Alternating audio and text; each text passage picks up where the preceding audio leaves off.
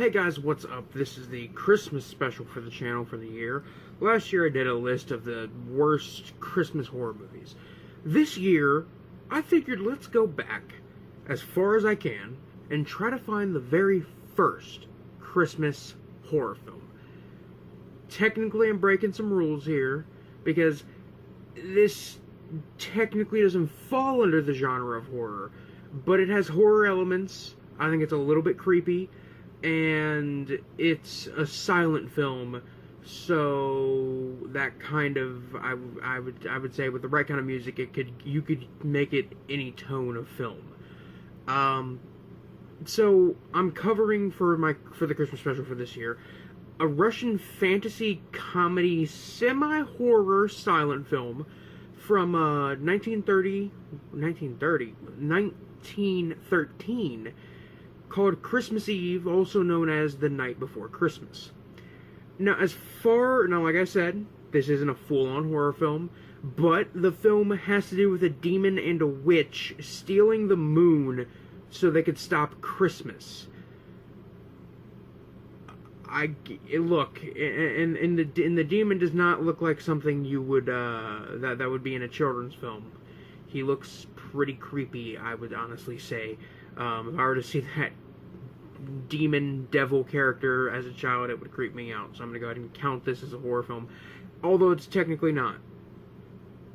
So, like I said, this movie has to do with a demon, and in some variations of the story, this is based on the devil and a witch stealing the moon on Christmas Eve to get back at a local blacksmith who paints religious art for the church, I guess is the plot. I really couldn't find the original story online, probably because I didn't really look for it. I just found this film, and I did a little bit of research, and I did the bare minimum research because I'm a lazy piece of shit. Please excuse me for that.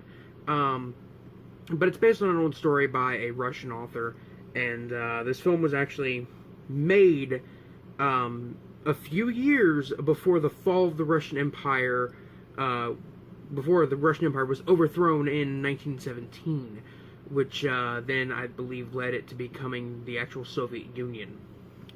So, on a technical level, this film is very, very ambitious and interesting to look at, considering the year it was made, 1913, and just the sets, effects, makeup, costumes, and prop designs. It's decently stylized.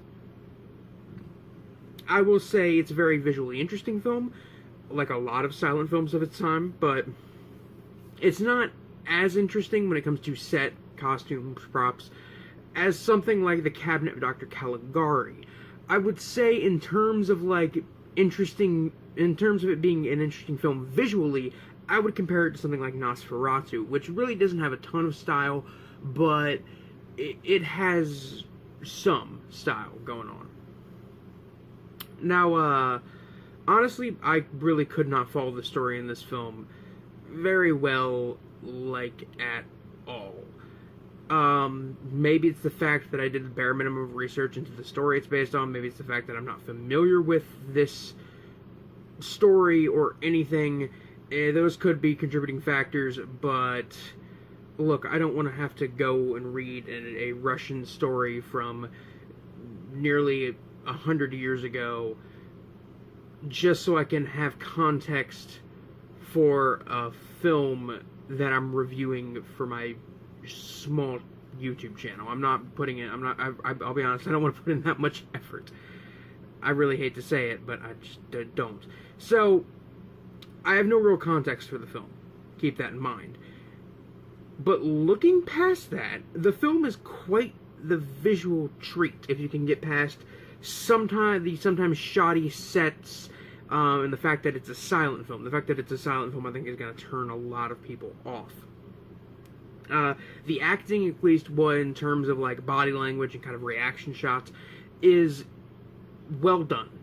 It's kind of hard to comment on acting when there's no dialogue, when there's no actual spoken dialogue in the film. So I'm just gonna go ahead and say, in terms of actual reactionary kind of acting, body language acting, it's fairly well done. About kind of your average, what the average silent film would be in terms of body language kind of acting. The writing, at least according to the translations from the Russian intertitles in the film, is decent. It's nothing amazing.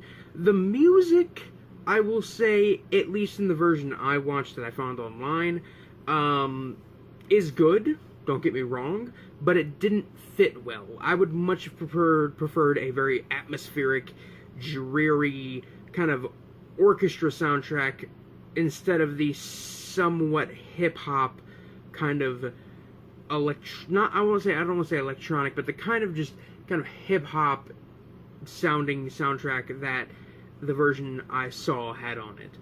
I feel like with some orchestra, classical music on it, it could actually be a pretty creepy movie, very, very much like Nosferatu or The Cabinet of Dr. Caligari. Honestly, if there's any highlight to this film, it is the devil character and the makeup on the devil character, as well as his costume. It's pretty creepy looking. I'm not going to sit here and bullshit you on that. It's pretty creepy, and like I said, with the right music, and maybe if I could make a little more sense out of this film, I paid pretty good attention. I still really could not follow it at all. Maybe it's a cultural barrier, I don't know. But it's still a pretty creepy fucking costume. Not as creepy as the makeup on Count Orlok and Nosferatu, and not as good, and nowhere near as good as the look of the devil in Haxan Witchcraft Throughout the Ages, which is like the greatest portrayal of the devil in any film, I would say. Honestly, in conclusion, I would say this film is very much a visually interesting film. If you dig old silent films, I would say this is one to look out for. This one is fairly unknown, honestly, and I'm honestly surprised I'd never heard of it before, considering like I found this by just looking up overlooked Christmas horror films. I'm honestly surprised I had never heard of this before. Now, I will say I could not follow the film very well. Maybe it was the fact that it's a cultural thing. Maybe it's the fact that I didn't do enough research. Maybe I didn't pay good enough attention, although I paid pretty good attention, I would say. Which, me not being able to follow it is a problem, but it didn't ruin the film for me. But it might if you go out and watch this. But if that is the case, if you do end up watching it, if you don't think it'll bother you and you watch it, and it does kind of ruin the experience for you, at least this film is only like 40 minutes long. It's fairly short, and as for it being technically the very first Christmas horror film, it's not a bad place to start for the subgenre. Honestly, we could have started with something as bad as like Jack Frost 2 or Don't Open Till Christmas. Not that films on those same kind of technical level would have been made in the 1910s, but like similar in the sense that they're just ungodly awful. It could have also maybe even been something as ungodly awful and wannabe artsy as Black Mass of the Nazi Sex Wizard. Hell, I don't know. But considering this is like the beginning of the Christmas horror genre, I'm not upset that it starts here. Not at all. And I would honestly give this film like 2.5 out of 5. That's like a 5 out of 10. It's nothing great. I don't know if I'll ever watch it again, honestly. It's visually interesting. It's hard to follow. At least I found it hard to follow. But I would still honestly give it a solid recommendation if you've never heard of this film, if you like silent horror, if you like silent films in general. I know there are like people who just absolutely love any kind of silent film, and that's totally awesome. But as for this review, it is over now, and this has been the Christmas special for the year. As always, filming ahead of time, filming like 8 days ahead of time this year, just because I want to get this out of the way, honestly. But don't let the fact that I'm recording this ahead of time, don't let the fact that I'm not being super jolly, or the fact that I'm covering a movie that might not have a lot of, like, wide interest might appeal to everybody.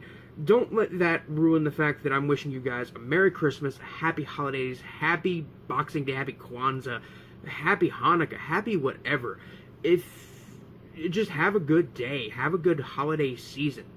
It's the one time of year when everybody acts a little nicer, everybody's more generous, and it's the one time of year you can have an excuse to watch movies about murderous mall Santas. I mean, come on. This is a very magical time of year, especially for us horror fans. Anyway, guys, this is Biscuit Boo Horror Reviews, signing off. Peace.